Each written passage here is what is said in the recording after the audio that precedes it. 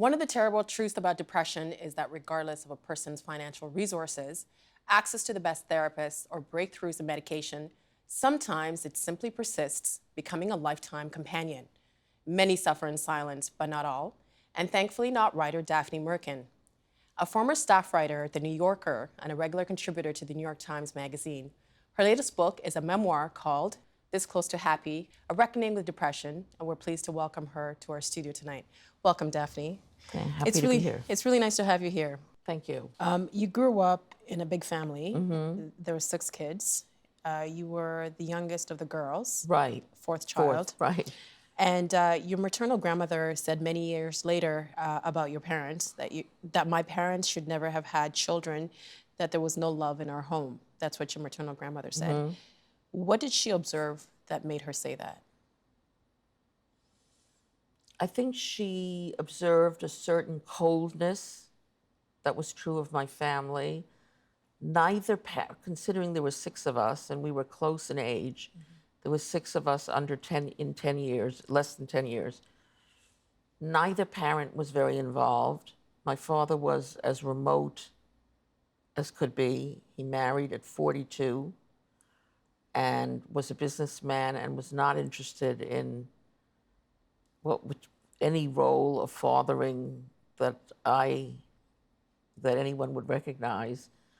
And my mother wasn't a hands-on mother, wasn't very available, and we had a fairly tyrannizing nanny. I didn't think of her as a nanny, but Jane, the person who took care of us was abusive physically and had no patience or affection. So the general atmosphere, I think we were all scared. And you also say that you were lonely, which it's interesting because there's so many people. Yeah. When I look back, I think we were all lonely. We didn't bond in a very strong way. Maybe me the least, since there were 2 sisters who were very close in age, my 2 older sisters. They tended to sleep in the same room, to be closer. Then came a brother, then came me, and then came 2 younger brothers. So I was sort of neither here nor there. My sisters were happy to be without me. My brothers were happy to bond as much as anyone bonded. But I wouldn't say there was enormous closeness. Were your parents close to each other? Yes. They were almost mutually, exclusively close. Like you wondered why they needed us. You cried a lot as a child. Yes. And your mother used to say to you, your tears don't move me. What made you cry? I think I was, unhappy. I think I felt helpless and up against too many hostile forces. Do you remember what age you started feeling like that? Young, 6, 7, because I was hospitalized when I was 8. But you also, that was your first trip to a psychiatric hospital? I don't know to this day if it was a psychiatric hospital. It was a children's hospital called Babies Hospital at Columbia Presbyterian. I was there for psychiatric observation, but I think I was in a regular children's ward. Is that when you realized that your mom would show you more affection the sicker you were? Yes. How did you think that realization changed your relationship with her? I think, unfortunately, since I figured out that she would come through if I was very upset, or I think I was called precociously depressed. I think it was called a depression, all that crying. I think it made me think, oh, I should be depressed. She'll be there. Some people might think that, for a mother to be, I guess, a good mother or to be a present mother, that if you need her, she shows up, and that means she is a good mother, even if she's not there all those other times. Did you ever think that? No. No. I say emphatically. No, I think it's good she showed up when I was completely low and beside myself, but I don't think it makes for good mothering that you show up only when your child is desperate. And many years later, your mother calls herself the Wicked Witch of the West. Do you think that with time your mother began to understand the effect that she had had on you, the impact that she had had? Yes, I think there was some dawning. I mean, one thing I leave out of the book, out of a sense of privacy, maybe loyalty, is that I wasn't the only one having depression. So there were some siblings who also suffered from it. So I think it began to dawn on her that things had not gone so well. She later in life said one of her mistakes was hiring this woman, Jane. There's a scene in the book where you say that Jane is repeatedly bashing your head against the staircase, and after that she stopped. My mother told her to stop, yeah. But she was fairly, I remember watching her kick my brother. She kicked. She did these sort of brutal spankings. There was a lot of that. I think it's interesting that even though you grew up in that environment of neglect, there is still a sense of loyalty, like you've just said. Do you ever think about why that is?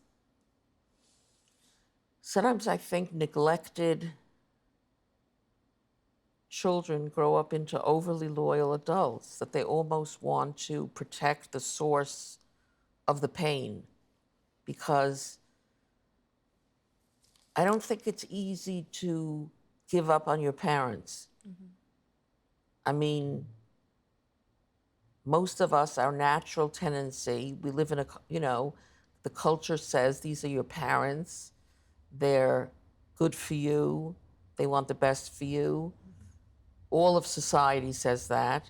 Then you discover your own parent doesn't fit that mold. I think somewhere in the book I quote a psychiatrist who said to me, abused children cling, that they cling more to the parent. Instead of rebelling. Yeah. Your parents were really wealthy. Yes. But it wasn't unusual for you not to have food in the fridge. Right. Why was that? Because my mother was, I think looking back, my mother was a German Jewish emigre from Germany, and she had originally lived in Palestine, what became Israel. And she felt guilt about her leaving Israel. Her siblings there were rather impoverished. I think she played out this guilt and this fear that we would be spoiled. That was that we should not take the money for granted. So for some reason, she economized endlessly on food. For everybody but herself and your dad. Right. For the children, there was never enough. We argued ferociously about who would get the second piece of chicken. I remember these arguments about food that, looking back, seem hard to me to believe. She also skimped every summer on fruit, which, she'd get a little clump of cherries. There were many of us. They were gone in minutes. And as you just said, a lot of it was saved for my father, of the sort of better things. It's interesting because I guess people looking at your family would see you have a driver, you're wealthy, But then at home, Right. you're not. It was, Did you ever tell anybody outside of the family what was happening? well, I went to therapists fairly young. So I don't know how much I told when I was young. I don't think so. I think the tendency is to, in young children, is to keep the secrets of home secret. Later on, I would, You were really close to your mom, in spite of all this. in spite of all of it. When you lost your virginity, you told your mother I the told day my mother. after. Despite how she was with you, I guess you kind of still considered her your best friend. Why? Good question. I've been trying to resolve that question in many, many years of therapy. I think there were two things I'd say. There was no alternative to her. My father wasn't available. We didn't have many close relatives. They mostly lived in Israel. And there was a side of my mother that was positive, that was fun, that was unjudgmental. She was sort of unconventional. Oh, Well, even the way she responds, my family was Orthodox Jewish. So you would think she would say, I mean, even though I wasn't exactly 10 years old when I lost my virginity, I was 25. in your 20s, right? I thought she'd say, "What are you doing?" Because you're not married. And Right. Instead, I forgot what she said. Mazel tov, or what took you so long? She was interesting, an interesting person to talk to. Also, when I started writing, she herself had written. So I often talked to her about writing. We had this very strong, almost, a book I wrote, my first novel, was called Enchantment, and it was about my relationship with my mother. but it was a novel. It was a novel, and how hard it was to break it. But she wasn't always happy for you. You get this great news that the New Yorker magazine has accepted an essay, and you tell your mother, Right. and her response to you is, "Your nose looks big when you smile." Why was it so difficult for her to be happy for you? That's the best question I've ever heard. I think she was competitive.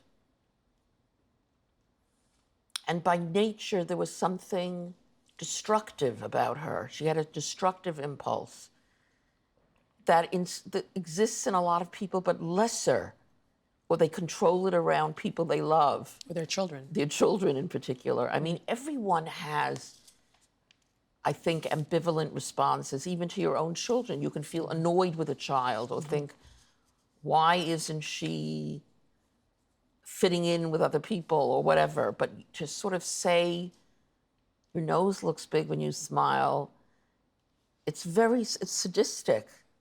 And I think she had that streak. Oh, yeah, well, you describe your mother as a narcissist and your father as a schizoid personality. Did their disorders mesh as a couple? Yeah, good question. Yes, my mother, well, she maybe said she didn't need, she would say, oh, I like it that Daddy doesn't need to confide in me. He wasn't Mr. Emotive expressive. On the other hand, she turned to her children for all that. But they did mesh as a couple. She's sort of, I think a needier woman would never have been good with my father. He wasn't available. I mean, to be fair to my mother, she did most of the child, whatever there was to do once we were older, including various children going into psychiatric hospitals. She did it mostly on her own.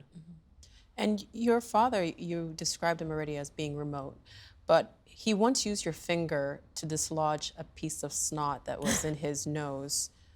How do you remember him? Like, how was he with you beyond that? I debated not putting that detail in the book, but it stayed with me so strongly. He could be mildly affectionate. In later years, he and I would go out to dinner together, and we would have long talks about politics. We would never discuss anything personal. He just wasn't good at it. I remember I was close to getting engaged,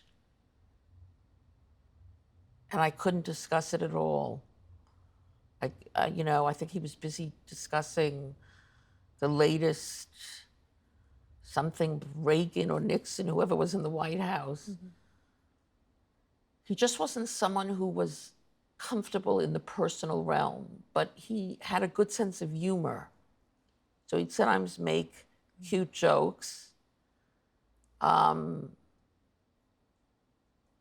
will also say he was proud of my writing.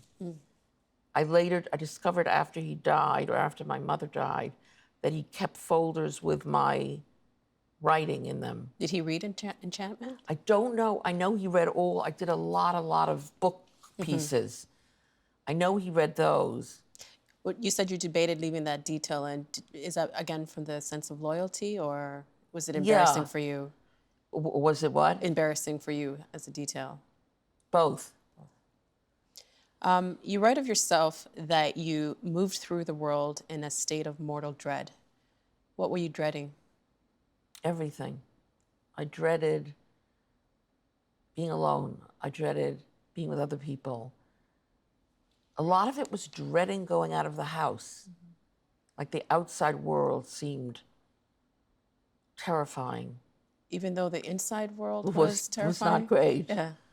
It's true. Yeah, but at the inside world, I could sort of clutch the walls. And maybe it's like the devil you know? No is better than right. Which is true of half the neurosis in the universe, that people clutch to what they know. And you explain depression as an absence. What do you mean by that?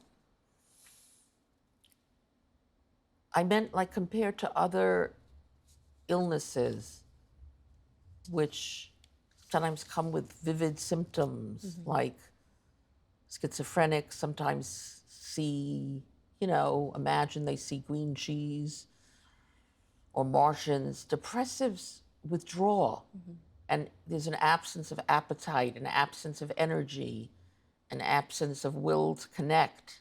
So it's like a complete pulling in. Well, you write in your book that you think that people who commit suicide have courage. I think that it's very courageous of what you've done. Thank you. I mean, I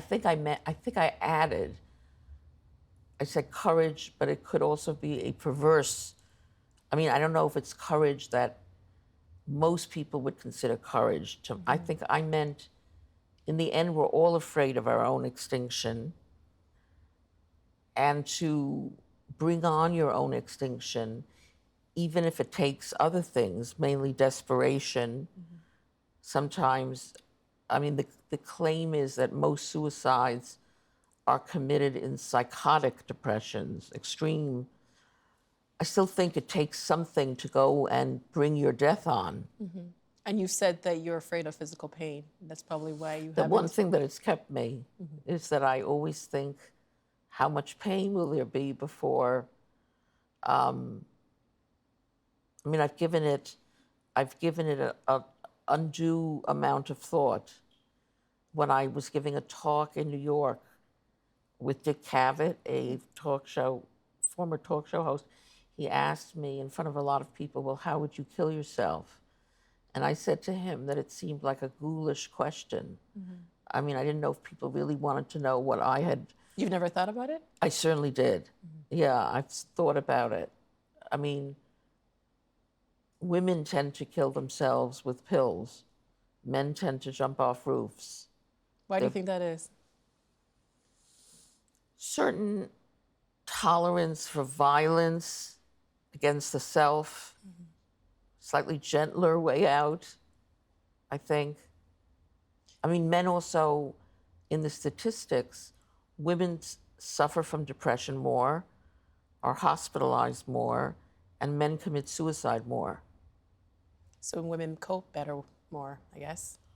Or they own up to it. I think men tend a bit more to escape it or drink or go and kill themselves or kill someone else. They don't deal with the emotional weight of it. I think women tend to pay attention, give in. Before we started taping, I told you that I was afraid of becoming a mother because my mother left when I was Right. 5. What was it like how did you react to the news that you were going to become a parent, you were going to become a mother?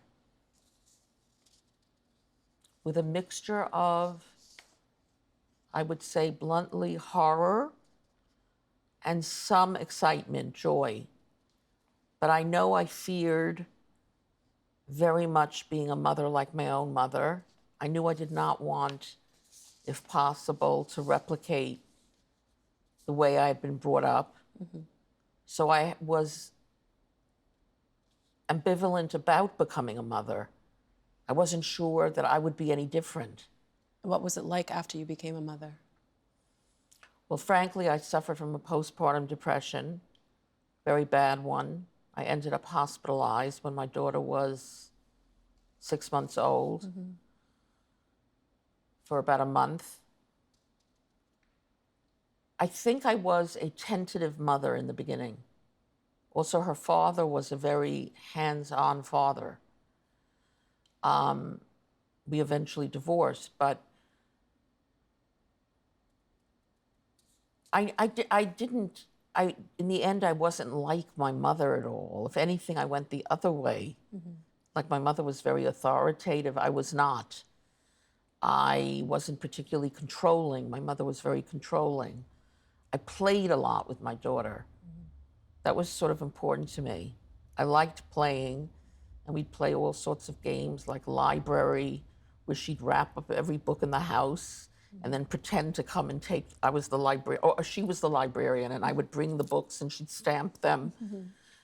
So Kind of like you were reliving your own yes, childhood through her. right. I'd like to read something from your book. You write, if we could unmake ourselves, do away with all the misery, would we leap at that chance? Isn't it the essence of trauma to repeat itself, just as it is the essence of neuroses to resist change, to fear the step away from the familiar shadows and into the light? How would I have turned out if I hadn't turned out as I am, with all that bothers me about myself? It is too large a stretch to imagine myself as someone else. Are you saying that a long-term depression eventually becomes a psychological habit? I hope I'm not exactly saying that. Although it's an interesting way of putting it. I think I'm trying to say that it's too hard to, in the end, much as we do or don't like ourselves, specifically don't like ourselves in this instance, it's too big a stretch to figure yourself out differently. I think depression became something that I began to use certain methods to keep at bay. While I was very young, it just came at me and shoved me down. As I got older, I began, not always successfully, I was hospitalized 2 years after my mother died, which was going on 11 years ago. That was the last time I was hospitalized for depression. And it was a terrible depression. But since then I have, I think through a mixture of things, through medication. I write in the book that I have mixed feelings about medication. I've never met anyone who's on antidepressant medication who doesn't have mixed feelings about it. Had you known at the age of 25 what you know now, what would you tell a young person suffering from depression today about what to hope for? I think I'd say, for one thing, really strongly, depression can be helped, can be eased, can be gotten through. Factually speaking, even untreated depression resolves itself. It's hard to live through, but depression resolves itself. I mean, short of killing yourself, your depression will pass. Always in mind, I had a letter that a reader of my New Yorker piece years earlier had written me. I mean, I had many letters, but one stayed with me in which a woman wrote that she wished her sister had read my piece and considered going into a hospital instead of committing suicide. So in some way, I always felt an obligation might be a little strong, but I felt I wanted to write for the depressed, rather silenced people of the world, because depressed people don't talk all that much about their depression or what's bothering them. Maybe I'd also say to talk about it more, to get other people to listen. Well, thank you very much for being here and getting us to talk more about it. And Thank you'll be you. coming back on the show to Right. continue our conversation. Thank you. Help TVO create a better world through the power of learning. Visit TVO.org and make a tax-deductible donation today.